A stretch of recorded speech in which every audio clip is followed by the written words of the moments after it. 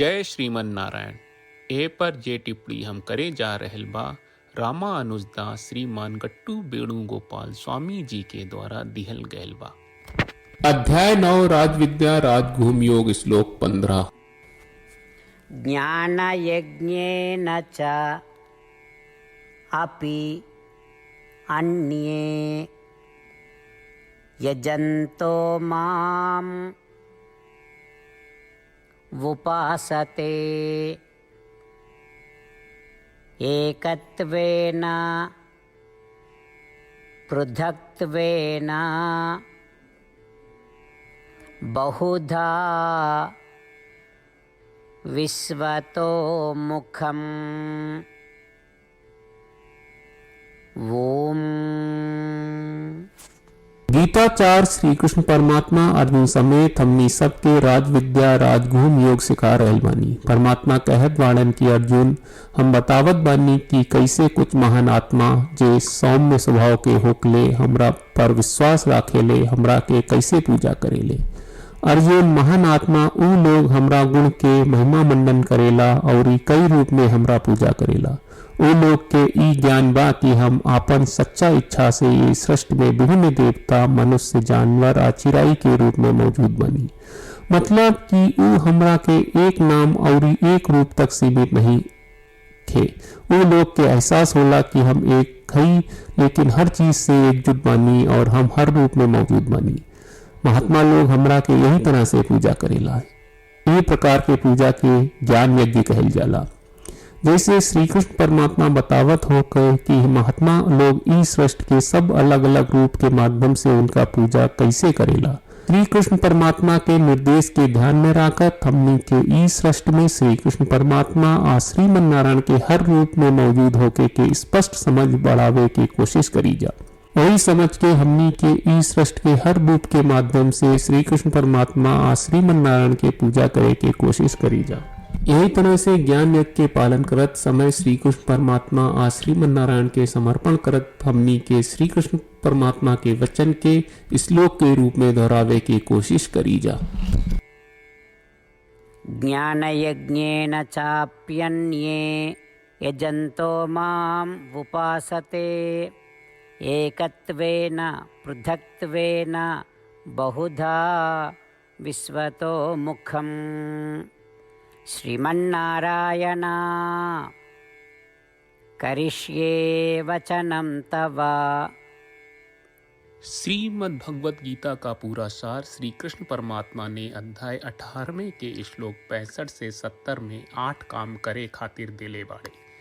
श्री कृष्ण कहले हम ओ लोगन से प्रेम करनी जो लोग इन 8 बातन के मान तारे। हम ओ भक्तन के हर तरह से रक्षा करब। श्री कृष्ण परमात्मा के द्वारा बोलल गईल संपूर्ण भगवत गीता सुनला के बाद अर्जुन कहले करिष्ये वचनम त्वा, जेके मतलब बा कृष्ण मैं वही करब जौन आप कही। यही कारण बा श्री कृष्ण अर्जुन के हर तरह के सफलता आ विजय प्रदान करेले। आई परमात्मा के आपन व्रत देई कि हमनी के ये 8 गौ कर्म के पालन करी जा। ई वचन परमात्मा के देवे से बड़न कौनो पूजा तपस्या यज्ञ नहीं। हम 8 प्रण कहब जौन हमनी के करे के चाहिए। आप सब कृपया इन्हन के आपन दिमाग और दिल में सोची। श्री कृष्ण के आपन वचन देवे के ई तरीका में हमनी सबकी कल्पना करे के चाहिए कि श्री कृष्ण का चेहरा खुशी से चमकत बा और खुशी के एहसास करत बा। जय श्रीमन नारायण। यहाँ हमनी के 8 वादा बा।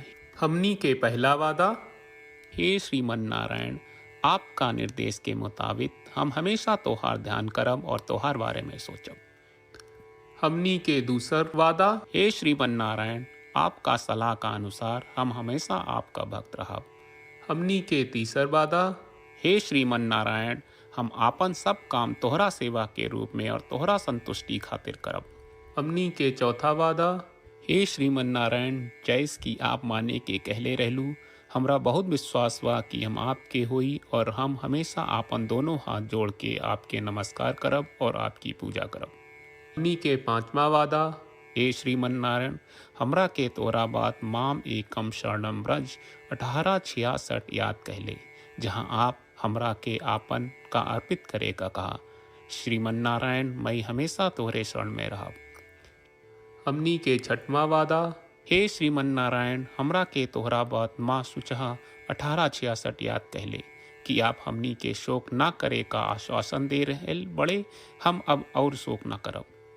हमनी के 7वां वादा। हे श्रीमन नारायण, आपने हमरा खातिर श्रीमद् भगवत गीता के वितरण करके हम सबके कृपा कहले और आशीर्वाद दहले बा। हम वादा करत बानी कि रोजाना कम से कम एक श्लोक पढ़ब या सुनब। हमनी के 8वां वादा। हे श्रीमन नारायण, आप गीता के पूरा मानवता तक ले गयलू। हम गीता में आपके दिव्य वचन के उन भक्तन तक पहुँचावे के प्रयास करब जे गीता से अपरिचित बा। हे श्रीमन नारायण, हम उई करब जौन तू करे का कहब। हम ऐसन व्यवहार करब जैसन आप चाहत बानी और हम खाली आपका खातिर काम करब। श्रीमन नारायण के रोज आपन वचन देहल कि हम ओइस करब जैस आप कहत बानी, ई अपने आप में बड़न पूजा बा।